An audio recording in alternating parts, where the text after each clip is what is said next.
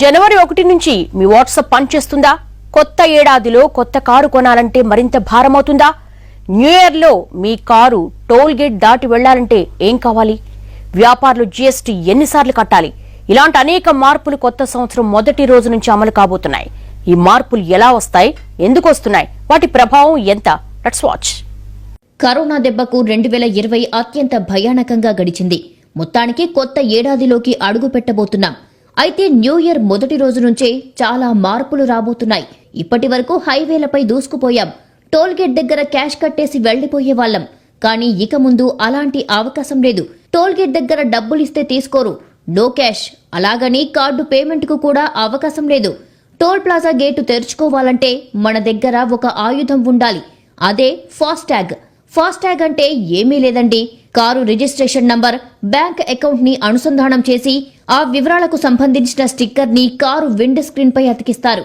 దాన్ని toll gate దగ్గరకు వెళ్లగానే స్కానర్లు అకౌంట్ లో డబ్బుల్ని ఆటోమేటిక్ గా తీసుకుంటాయన్నమాట. ఇదంతా క్షణాల్లోనే జరుగుతుంది.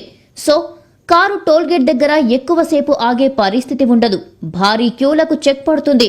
ఫ్యూయల్ కూడా ఆదా అవుతుంది. జనవరి 1 తర్వాత అన్ని 4 వీలర్లకు ఫాస్టాగ్ ఖచ్చితంగా ఉండాల్సిందని కేంద్రం ఇప్పటికే ఆదేశాలిచ్చేసింది.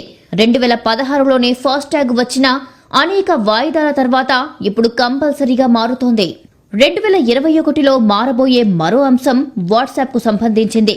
2021లో మీ ఫోన్లో వాట్సాప్ పనిచేస్తుందా? అసలు కొత్త ఏడాదికి వాట్సాప్ కి సంబంధం ఏంటి అంటున్నారా?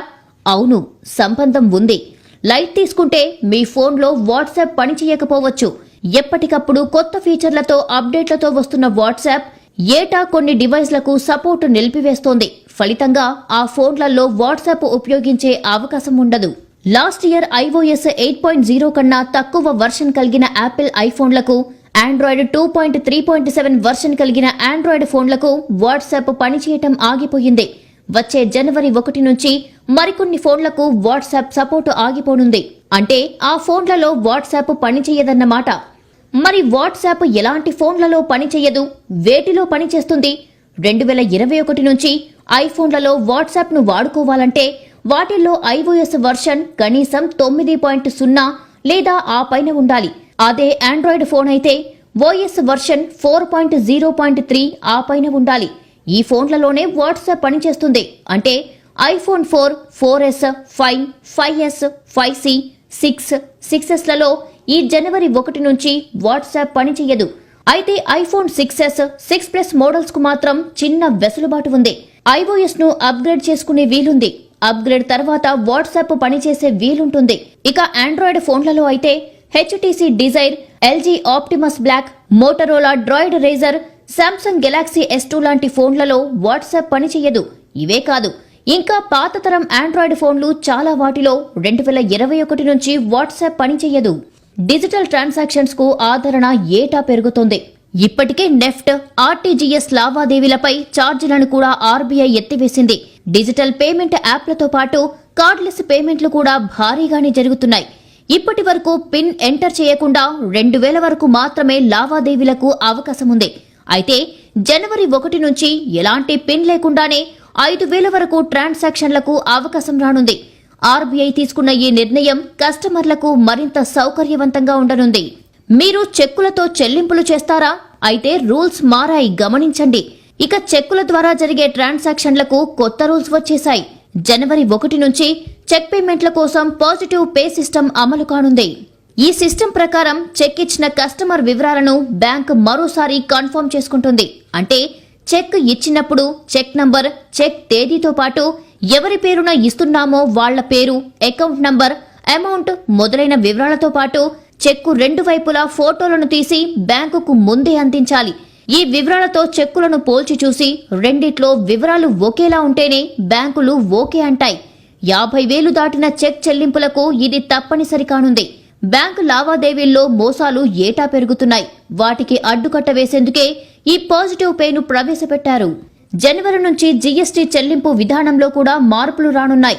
ఇప్పటి వరకు నెలకు 1 చొప్పున ఏడాదికి 12 రిటర్న్స్ ఇవ్వాల్సి వస్తోంది. కానీ ఈ జనవరి 1 నుంచి 3 నెలలకోసారి, అంటే ఏడాదికి 4 రిటర్న్స్ ఫైల్ చేస్తే సరిపోతుంది. ఈ విధానం జనవరి 1 నుంచి అమల్లోకి వస్తోంది. దేశవ్యాప్తంగా ఉన్న సుమారు 94 లక్షల మంది చిన్న వ్యాపారస్తులకు ఇది ఉపయోగపడుతుంది. ఏడాదికి 5 కోట్ల లోపు అమ్మకాలు ఉండే వ్యాపారాలు దీని కిందికి వస్తాయి. ఇప్పటి వరకు ల్యాండ్ లైన్ నుండి మొబైల్ కు కాల్ చేయాలంటే జస్ట్ మొబైల్ నంబర్ ఎంటర్ చేస్తే చాలు. కానీ జనవరి 1 నుంచి ల్యాండ్ లైన్ నుంచి మొబైల్ కు ఫోన్ చేయాలంటే నంబర్ కు ముందు 0 ఖచ్చితంగా ఎంటర్ చేయాలి, లేకపోతే నంబర్ కలవదు. అయితే మొబైల్ నుంచి మొబైల్ కు చేయాలన్నా, ఫిక్స్డ్ లైన్ నుంచి ఫిక్స్డ్ లైన్ కు చేయాలన్నా నంబర్లలో ఎలాంటి మార్పు ఉండదు. ఈ కొత్త మార్పు వల్ల 2539 మిలియన్ల నంబర్ సిరీస్లు అందుబాటులోకి వచ్చే అవకాశముందని భావిస్తున్నారు. ఈ లిస్టులో చివరిది మరీ ఇంపార్టెంట్. కొత్త సంవత్సరంలో కొత్త కార్లు, 2 వీలర్లు కొనబోతున్నారా? కొత్త మోడల్ వస్తుంది అని వెయిట్ చేస్తున్నారా? అయితే మీ జేబుకు భారీగా చిల్లు పడే అవకాశముంది. జనవరి 1 నుంచి 2 వీలర్ కార్ల ధరలు పెరగనున్నాయి. ఆటోమొబైల్ కంపెనీలు ధరలు పెంచడానికి రెడీ అయ్యాయి. ఏటా జనవరిలో కార్ల ధరలు పెరుగుతాయి. కానీ ఈసారి కోవిడ్ కష్టాలు కూడా తోడై మరింత ఎక్కువ పెరిగే అవకాశముంది. దేశంలో అతిపెద్ద కార్ల తయారీ సంస్థ మారుతి సుజుకి మోడల్ను బట్టి రేట్లు పెంచనుంది. ఇండియాలో తమ కార్ల ధరలు పెంచనున్నట్లు ఇప్పటికే ఎంజీ మోటార్స్ ప్రకటించింది. Hyundai, Honda, Mahindra, Ford, Volkswagen, Nissan కంపెనీలు కూడా రేట్లు పెంచుతామని ప్రకటించేశాయి. రెనో కార్ల ధరలు 28,000 వరకు పెరగనున్నాయి.